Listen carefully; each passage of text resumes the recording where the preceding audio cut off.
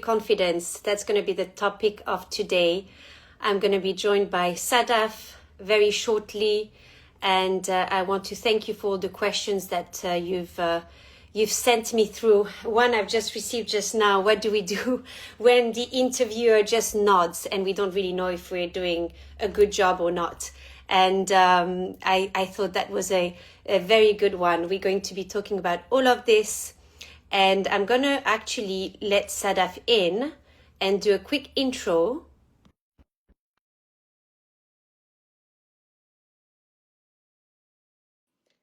Let her come in and take a few seconds. I've added her, so she should be with us very shortly. Sadaf, fantastic. We see you fully. welcome, Sadaf. And I know I said I was going to intro you before inviting you, but now I'm going to do the opposite, which is actually introducing you and watching you at the same time, which is much better. So, Sadaf, you have created a wonderful program called Leaderly Program, which is a leading admission consultancy that has 98% success rate for placing candidates into the top university choice. And you're an official interviewer of INSEAD as well, Business School, and you help candidates with both admission and as well as job interviews. So welcome, Sadaf. We have quite a few things to talk about today with regards to interview preparation and what happens during interview. Welcome. Thank you, Tanya. Pleasure to be here. Lovely. So I think we should just dive straight away into it. And I'm going to let you kind of give us the three main tips that you're helping clients with when it comes to interview preparation. And then we can go into some questions as well as we come up with the themes. Sure. I would say the first most important thing is that to think of the interview not just as a conversation that it is, but as an exercise in demonstrating to whoever you're speaking to that you meet the selection criteria. And I think this is something that people don't go into strategically in interviews. They kind of hope they'll get good questions and try to do their best. But actually, you can control the interview to quite an extent by coming prepared with your three key messages. And if it's for admission, then it would be the admissions criteria. If it's for a job, it would be really what they're looking for in a candidate. And if you can understand the insider's perspective to what those things are, that's even better. And you want to have planned exactly the examples that you're going to give them to make sure that you demonstrate that you meet those criteria. And I always say that if you come out of the interview having shared those key messages, then you are highly likely to be successful, versus if you leave and you've only covered one of them, then you probably could have done a better job. That's great. And I find that, when it comes to preparation, sometimes as much as we prepare during the interview, we ask ourselves, when do we bring up, those examples that we've been preparing? Do you have any tips on how to bring out or to share with the interviewer something that you've prepared before without it without it looking too staged in a way, that it goes slowly. And see, so I interview on behalf of INSEAD Business School, and we have a criteria, a very long kind of form we have to fill out at the end of the interview. And I can tell you, I've recruited people for investment banks in the past. Everybody has a similar format. And so the interviewer would not be doing a very good job if they didn't ask you questions that were trying to ascertain that you meet that criteria. And so I think it's very natural that it would come up. The question can take different forms. So for instance, one of INSEAD's criteria is leadership skills. And so the question could be, give us an example of a time when you showed leadership, or it could be, what is the biggest achievement you're most proud of? Or it could be, tell us a time when you led people in a group. I mean, the questions can all be different, but essentially you have to see what's the question behind the question. And the minute you think about that, you realize, they're really trying to understand their leadership criteria. And hence, I'm going to give my leadership example or examples, which I have structured in my head, but I will tailor to the answer. So it's not like a speech I'm going to just deliver, more like knowing that these are my points that I think they will be impressed by. Yes. I find that one of the questions that clients struggle with the most is when they have to talk about things that they may need to improve on, because they don't really know how to say it with a positive twist, or how it may sound. So can you give us, when it comes to that question, and I'm sure people would have prepared an answer, do you have any tricks around that specific question? It's a very, very important question, actually, because Yeah. that's the one that's most awkward when we have to answer about a failure or weakness.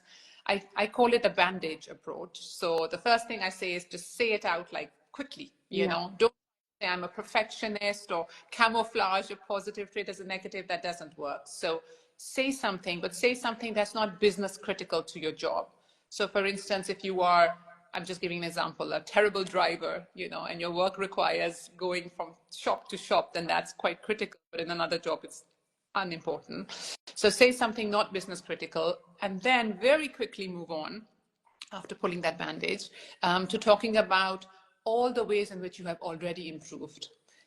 So show self-awareness. That's what they're really looking for in this question. That's the question behind the question. And then show the steps you're already taking so that by the time you join, this should not be a weakness anymore because of the steps that you've taken. So you've acknowledged it with a real example, and then you give them no cause for future concern. Okay. That's very useful for that particular question, definitely. And you talked about the leadership question as well. Show us example of when you've shown leadership. How would you help a client formulate the right answer when it comes to this leadership question, for Sure. instance? I feel like the structure for all questions actually of this type of example behavioral questions is following the CAR methodology, where the C stands for context, A stands for action that you took, and R is the results.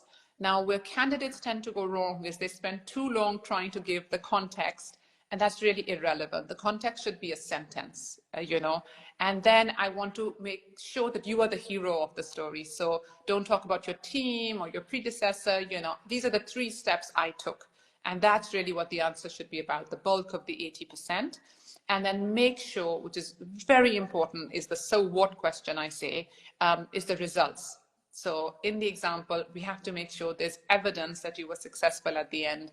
Make sure you use numbers to justify that, but just package it in this context, and then whatever example you give will be very easy for the other person to sort of make a note of and tick that box that they're trying to tick. Okay, that's very useful, and I'm sure being able to brainstorm with you on that increases their level of confidence very much. So preparing the answers and make them look flawless in a way, or very flowy, so that it's not too prepared as well, which is also the difficulty at times when it's over prepared. And I guess it depends on if it's the first time that they're doing an interview. When you've done interviews, the more interviews you do, the easier it becomes. What other tricks do you have when it comes to interview preparation?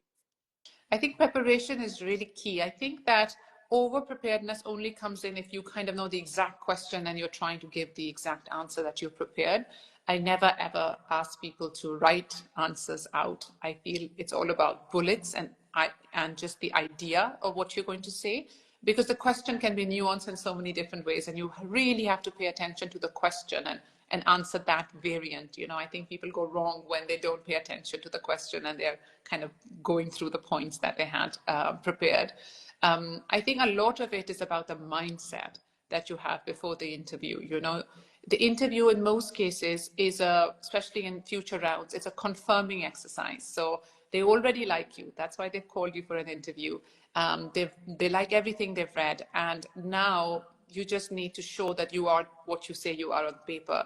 And I feel like if people haven't slept well, if people are kind of feeling nervous and kind of underconfident, then there are good chances they get, they get damaged because of just the mindset not remembering the fact that they are already nearly in, and all they need to do is make sure they've done the basic preparation to come across as articulate, because most people have the ideas in their head, but when somebody just asks you, tell me about an ethical dilemma. I had this question with a client I'm helping yesterday. He froze and he just blanked out. And I think that's when a confident candidate otherwise um, can just not come across so well, because they've just panicked because they haven't thought of the variety of examples that might come up. Yes. And what advice would you give to somebody who's going into panic in this moment because they may not know the answer? What's the default, or the escape route for them in this moment? So, of course, the first thing is to do the preparation. But let's say you are in this situation or you've done the prep and there's still something new. I think that it's completely okay to be genuine and say, "Ooh, I have not thought about an ethical dilemma. Let me have a moment." I think it's okay to ask a clarifying question. So sometimes you just panic with the first half of the question, and you haven't you can actually really think about it if you're calm. And so you might want to ask the interviewer something for more insight, like an example from my current work, or would you, just something. And it's really a way of buying time and calming yourself enough that you can then think of an answer. You can always come back to the question. I mean, it's just about feeling comfortable in that moment, controlling that interview, knowing I have a reason to belong here, and it's just the example is not coming to my head in this very instant.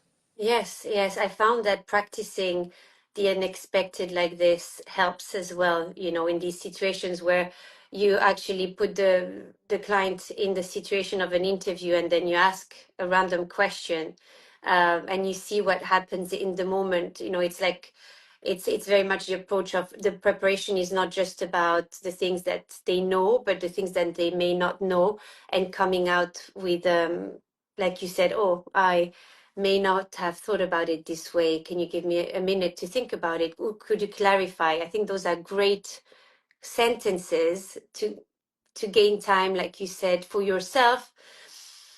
And the breathing, I'm sure this is something you tell them to do. Tell me more about kind of physical, practical things that you help clients with as preparation before the interview. Is there anything you tell them to do before? I think before the interview, things like going for a walk if you enjoy walks to calm yourself, listen to your favorite music, kind of if talking to the mirror is your thing, but the idea is to really get in the zone in your head, and try to enjoy that exercise. At the end of the day, the person is deciding whether they want to spend long hours with you, or whether you are like them, because often you have alumni interviewers, or people who've done the job that you're going to do, and so likability, whether we want to accept it or not, is part of the equation.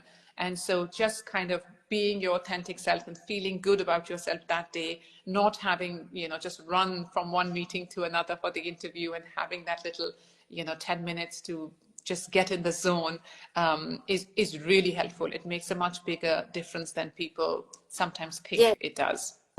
Yes, I remember when a teacher had told me about the power pose, Amy Cuddy's power pose, as a way to kind of, a few minutes before the interview, you look at yourself in the mirror and you really stand proud, as a way to kind of shift how you may be feeling. And there's evidence, they did studies that the people that did that before interviews are more successful, even if they may have an interviewer who's not very friendly. And to that, kind of, I wanted to kind of ask you, I think that ties us well into the next part of the interview, which is interviewing you, which is, what do you do when you have an interviewer who is not showing a lot of interest, or is not giving you eye contact, and then or someone who's just nodding along? That was another question, and you have no idea whether you're doing a good job or not, and you have all these thoughts, these dark thoughts creeping in, and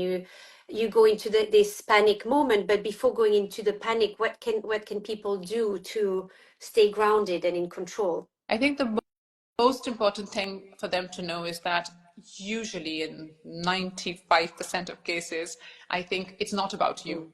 You know, the interviewer is just somebody who is not a very friendly face normally, or they're having a bad day, or they're very busy, or they have to write these notes and they're trying to write the notes at the same time, or look at your CV while they're interviewing you. So don't make it personal.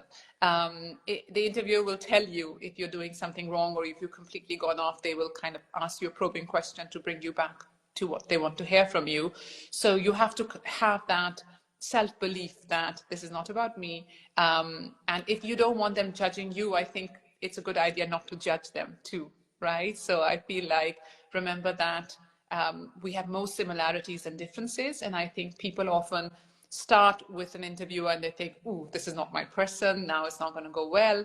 But actually, I have found that if you keep looking for similarities with people, and I actually use words to find those similarities with people, the interviewer often has completely shifted their game within the same interview, who starts a bit distracted, a bit kind of, not really engaging, who now I have caught their attention by those commonalities, and then they're like, all eyes, like within the same half an hour. And so it can happen. It's about looking for that and establishing that commonalities versus thinking, oh no, this is not going well. Yeah, I mean, that requires being able to distance yourself from the interview when you're in the moment, and when you're feeling that maybe these dark thoughts are creeping in, being able to take that distance and telling yourself, okay, this is not about me.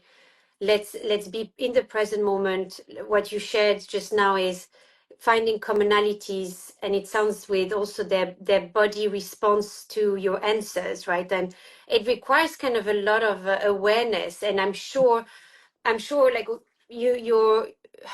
your clients are students, but they're also professionals. I mean, they're very varied, and I'm sure that the way you kind of train or you help students will be very different to how professionals are being coached in some ways, because they have gone through interviews before.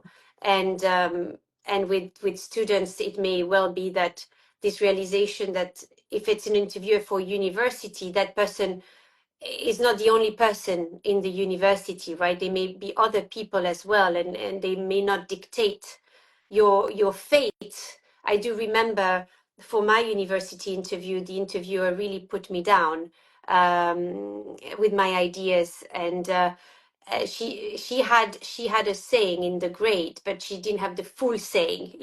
If it's like an interview for a corporate or a job, it will be different, because maybe that person will determine your next round. So it has a different value, whether you're doing it for an MBA interview or for a corporate or job interview. So these differences have to be kind of highlighted as well. Yes, but I also feel it's also very much the style of people. I remember when I was doing investment banking interviews, and a lot of them, sometimes they want to sort of push you a little bit and see how you will react in that situation, or they want to create a stressful situation to see how you are under pressure.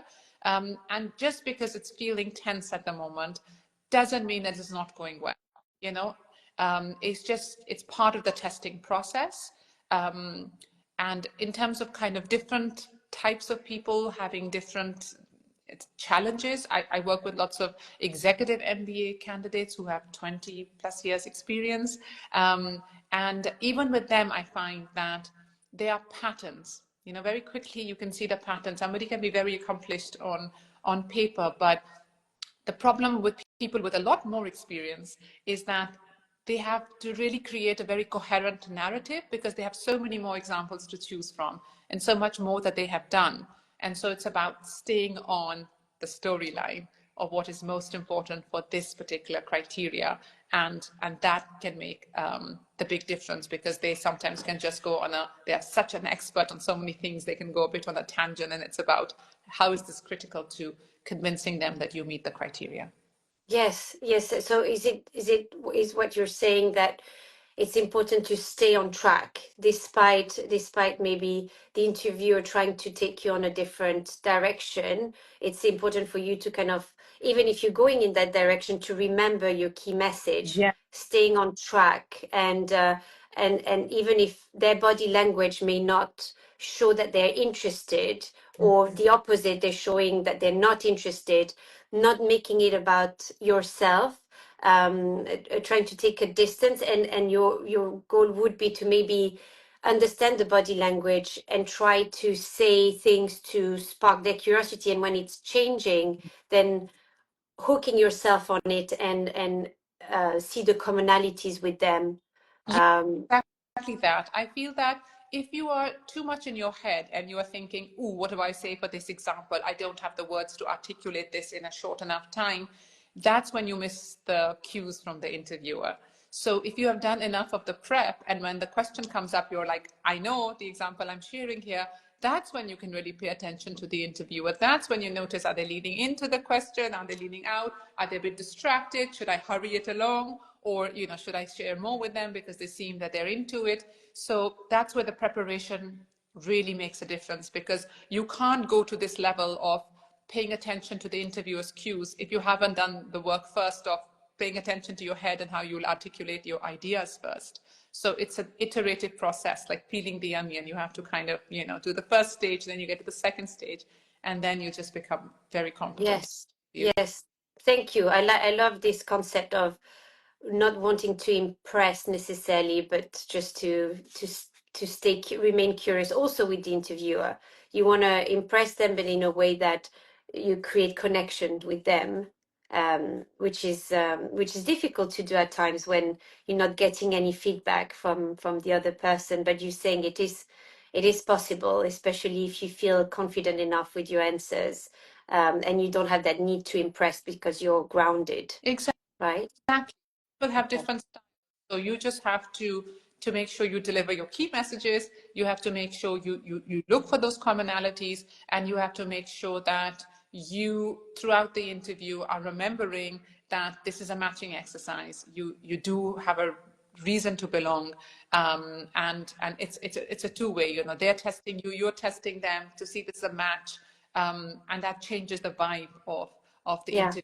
yeah, Not panicking and judging yourself in the interview or the interviewer. You are just kind of having this conversation, which is a matching exercise at the end of the day, unless you mess it up. yes. Thank you, Sadaf.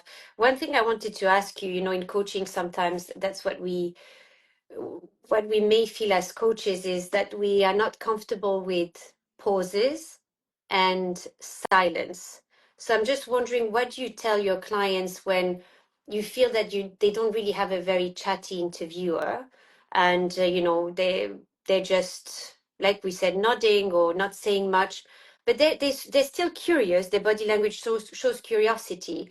Do you tell them to kind of slow down and just say what needs to be said, and not show too much eagerness, is because that's something that a coach makes as a mistake sometimes when the client isn't really responding. They're like asking so many questions and they need that validation. So I'm wondering if that applies as well. Is this something you tell your clients also, to kind of realize it's okay if they're not talking that much? Yes, very much. I love your point about the pause, because they could be making notes, they could be thinking which question they haven't asked yet, from that would be the most useful one to ask.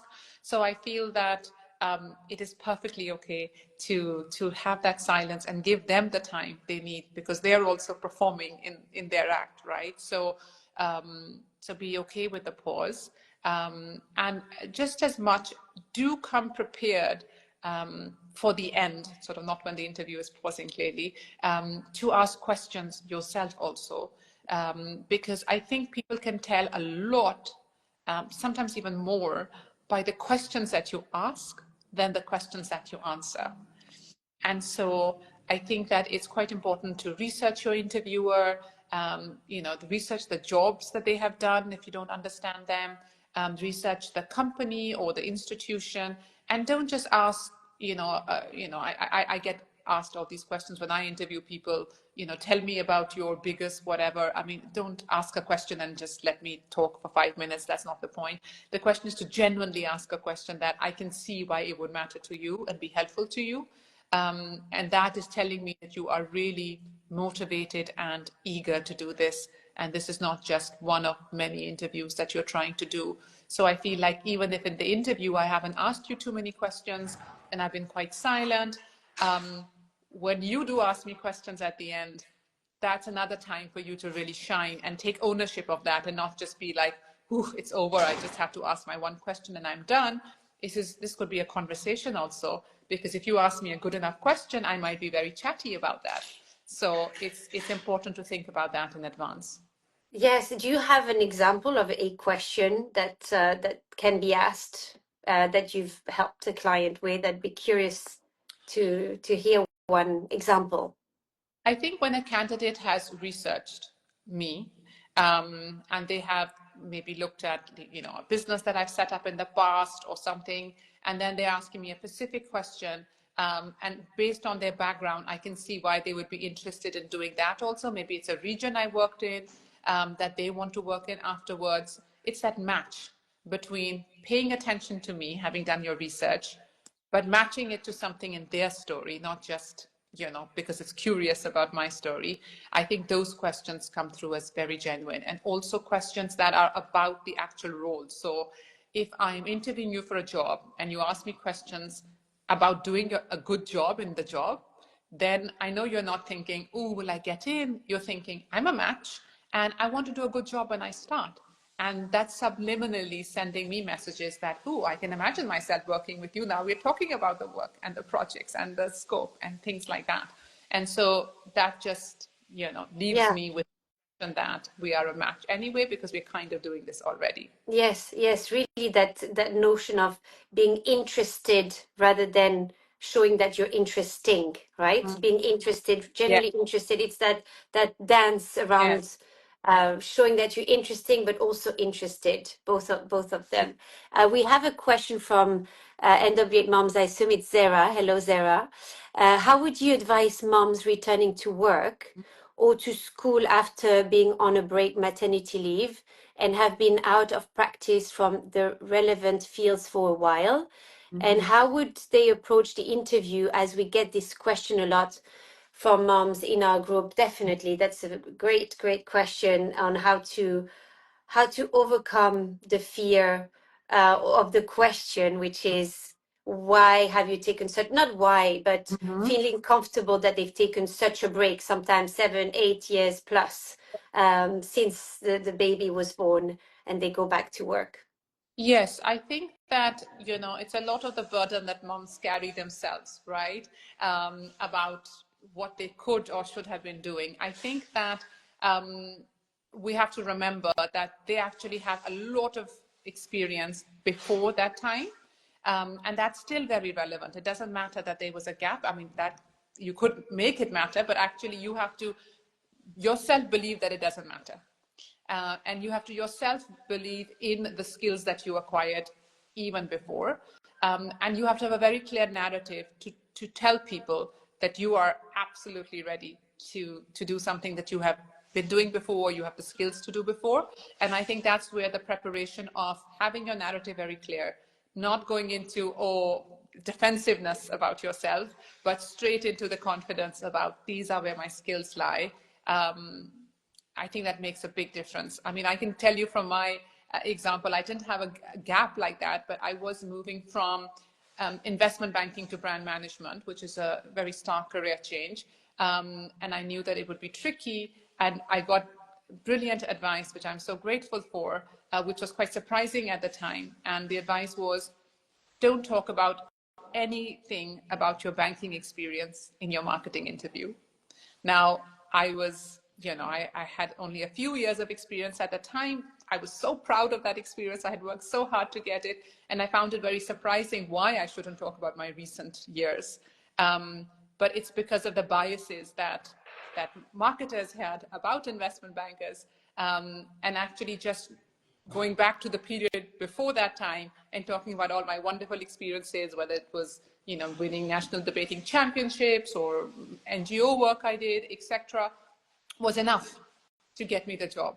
So I didn't have to talk about the part when I was kind of on a different track.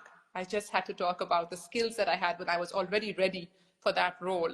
And it worked beautifully. So it's about knowing the key messages, knowing which parts of your story are relevant, and the irrelevant parts, just you don't need to mention them unless somebody asks you something, and then you have a very clear answer ready to answer it. Yeah, yeah. What you say is so key. Not having to tell the whole thing, but you pick and choose what will be relevant. And I just want to add something to this from experience with clients is, you know, the fear of actually having created such a gap also in knowledge at times, when they go back to work, and all the systems that they have to get familiar with, and and they think that it's going to take them a while to get used to it, and it's all of this kind of imposter being with other younger people as well in the field. And I think the interview preparation, like you're saying, is very much about also working on this mindset, and knowing that they will be able to catch up on the new technology, the new system, even though they only used Excel in the past, as an example. And that's also okay to feel so much fear around that. I think the work is very much on all those fears, so that when you get them at check, you're able to focus on your skill sets more, and you don't have that imposter syndrome of, oh my gosh, I'm going there, but I actually don't deserve it because I have to catch up on so much. And it's not that much, right? And it's reducing that need to impress again, and just focusing on the key messages. So that preparation is so important, especially for moms going back to work. So great question. Thank you so much, Sadaf. I think we may have a bit of time just to finish off with what not to do during interviews. Uh, if you can share that with us. We spoke a bit about that, but if there's anything else that we may have missed, what shouldn't we do during interviews? I think it's very important to have a real awareness of where the gaps are in your profile. And sometimes it's helpful for somebody else to point those out to you. And the idea is awareness of that is not to fall in those traps. So if you know for instance, that they're going to notice that you have less experience than the average person, don't highlight that. Don't say, oh, I know I have less experience. No, talk about all the experience that you do have. So don't mention any negative or less than, great information. But the awareness of that doesn't mean that you can't adapt. So then you really focus on lots of examples where in different ways you have shown experience or leadership of the traits that they're looking for. And I think that would make the biggest difference, because sometimes people just, from their nervousness, they end up blurting out things that they are conscious about, and the other person hasn't even paid attention to it, or it's not on their radar. So don't do yourself a disservice. That's so key. Focus more on the gain and not just the gaps. And you're right, our mind goes into this straight away, and we're thinking, oh my gosh, they're gonna find out that I am not, like, for instance, I have a client who speaks many languages, and when she speaks one of these languages in her team, she straight away has to justify, my French is not really good. Pardon me, even though her French is really, really good. But it's like you have to, this desire to justify something, and it stems from our, of course, insecurities and wanting to prove that we can do it, or that we almost are saying sorry. And you're saying we have to own our skills and our strengths, even if they're not Yeah. perfect, in a way, and not highlight and look at it from a gain perspective rather than a gap perspective. I love that advice, Sadaf. Thank you so much. And just to close up, is there, anything you want to say or share that you're working on at the moment with our audience, and how can they connect with you if they wanted to work with you?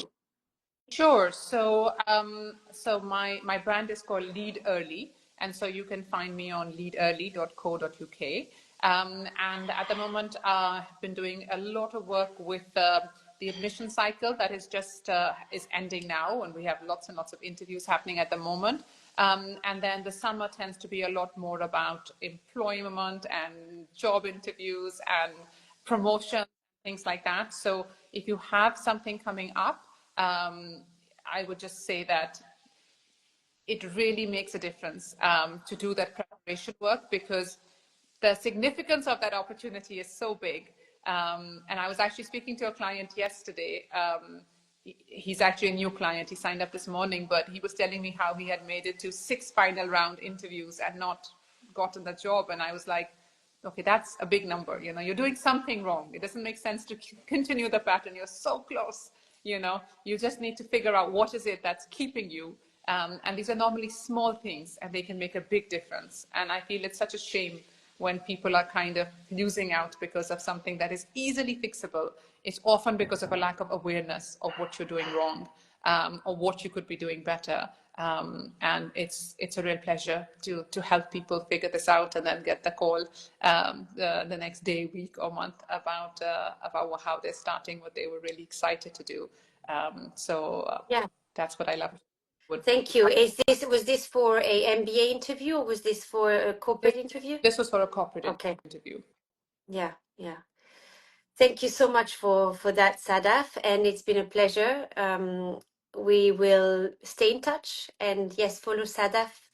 And it was a great conversation. Bye, everybody. Thank you so much. Have a nice day. Bye for now. Bye. Bye.